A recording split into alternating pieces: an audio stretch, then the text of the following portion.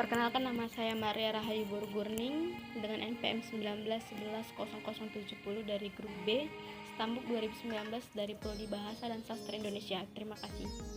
Halo, salam sejahtera buat kita semua. Perkenalkan, nama saya Mega Burmanulang dengan NPM 19110005, grup B, Stambuk 19, Program Studi Pendidikan Bahasa dan Sastra Indonesia. Adapun mata kuliah yang harus kami tempuh yaitu mata kuliah sintaksis yang dibawakan oleh dosen pengampu kami yaitu Ibu Salma Panggabean. Di sini kami akan membahas tentang bagian frasa, dan yang akan kami bahas yaitu kajian frasa dalam novel Bintang Karya. Terima kasih, selamat menyaksikan.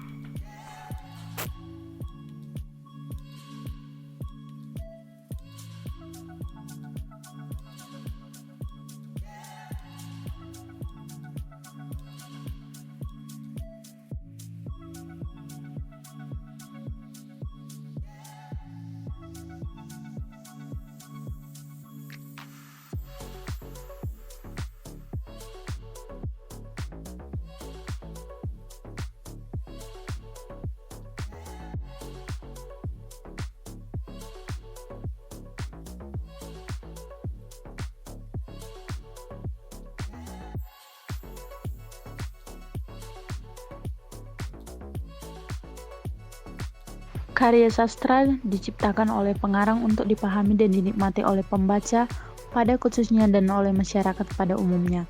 Hal-hal yang diungkapkan oleh pengarang lahir dari pandangan hidup dan daya imajinasi tertentu, mengandung keterkaitan yang kuat dengan kehidupan. Oleh karena itu, karya sastra tidak dapat terlepas dari konteks sejarah dan sosial budaya masyarakat. Sama halnya dengan yang diungkapkan oleh Tiu dalam Pradop 2013, bahwa karya sastra tidak lahir dalam situasi kekosongan budaya. Ini berarti bahwa karya sastra sesungguhnya merupakan konvensi masyarakat.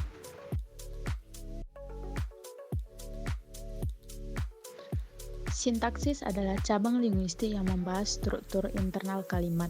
Struktur internal kalimat yang dibahas adalah frasa, klausa, dan kalimat. Frasa dalam bahasa Indonesia dibedakan menjadi dua, yaitu frasa endosentris dan frasa eksosentris. Frasa endosentris merupakan frasa yang mempunyai distribusi yang sama dengan unsurnya, baik semua unsur-unsurnya maupun salah satu unsurnya, atau Enjir 2012. Sedangkan frasa eksosentris ialah frasa yang tidak mempunyai distribusi yang sama dengan semua unsurnya, atau Vinoza 2009. Tujuan penelitian. Berdasarkan rumusan masalah tersebut, maka tujuan dilakukannya penelitian sebagai berikut. 1.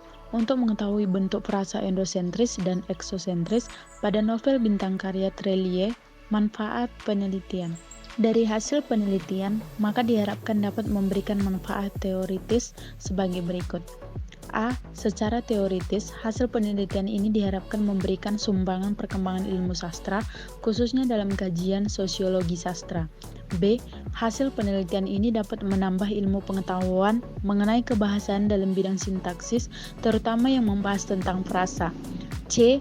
Hasil penelitian ini diharapkan dapat bermanfaat untuk memperkaya penggunaan teori-teori sastra secara analisis terhadap karya sastra. Hakikat frasa, berkomunikasi secara lisan.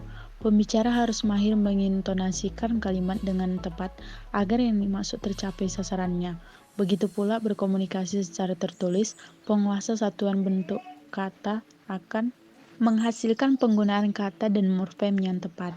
Penguasa sintaksis yang membicarakan tentang wacana, kalimat, klausa, dan frasa harus mahir pula agar menghasilkan kalimat yang efektif dan logis.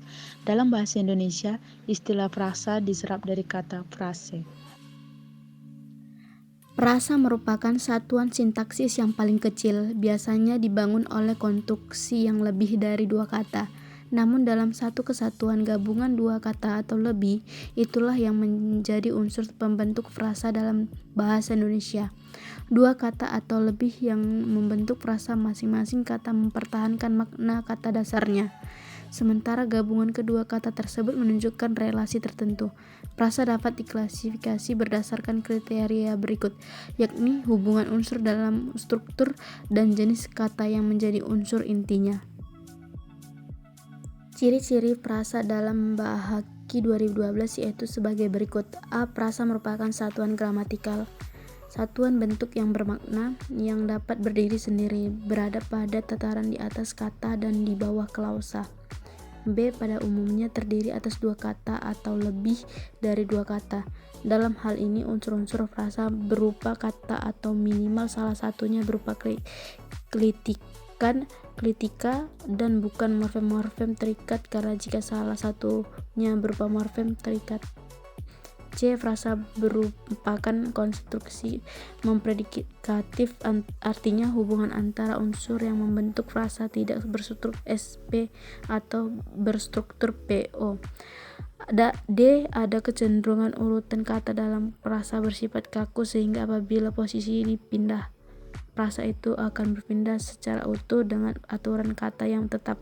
C. Frasa dapat diperluas. Novel bintang karya Trelie adalah novel yang mengisahkan tentang persahabatan dan petualangan tiga tokoh utamanya, yaitu Raib, Ali, dan Sally. Mereka saling membantu satu dengan yang lain, bekerja sama menghancurkan segala rintangan yang menghalanginya.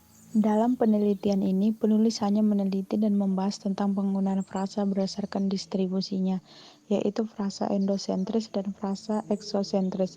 Frasa endosentris adalah frasa yang salah satunya unsurnya atau komponennya memiliki perilaku sintaksis yang sama dengan keseluruhannya.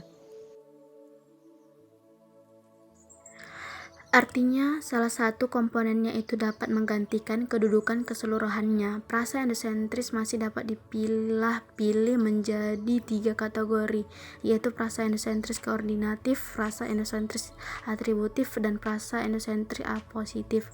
Frasa endosentris koordinatif itu terdiri dari unsur-unsur yang setara. Kesetaraannya itu dapat dibuktikan oleh kemungkinan unsur-unsur itu dihubungkan dengan kata penghubung dan atau.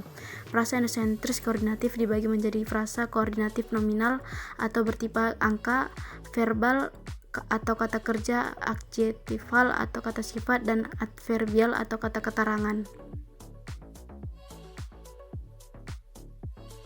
Frasa endosentris atributif memiliki unsur yang tidak setara, yakni ada anggota atau unsur yang menduduki inti dan ada anggota atau unsur yang menduduki atribut atau penjelas. Karena itu unsur-unsurnya tidak mungkin dihubungkan dengan kata penghubung dan atau. Frasa endosentris yang apositif mempunyai unsur-unsur satu dihubungkan dengan konjungsi, yang dua hanya dirangkai oleh tanda koma, atau tiga dipisahkan dengan kata pisah yang diikuti ungkapan pengukuhan atau perbaikan. Frasa eksosentrik adalah frasa yang tidak mempunyai distribusi yang sama dengan semua unsurnya. Frasa aksosentris mempunyai dua komponen. Yang pertama berupa perangkai atau dari, oleh, sebagai, dan untuk, dan perangkai itu berwujud preposisi vertikal, dan komponen kedua berupa sumbu. Dalam bahasa Indonesia ada beberapa kelompok artikula, yaitu satu yang bersifat gelar seperti sang, sri, hang, dan dang, dua yang mengacu ke makna kelompok seperti para, kaum, dan umat, serta tiga yang menominalkan.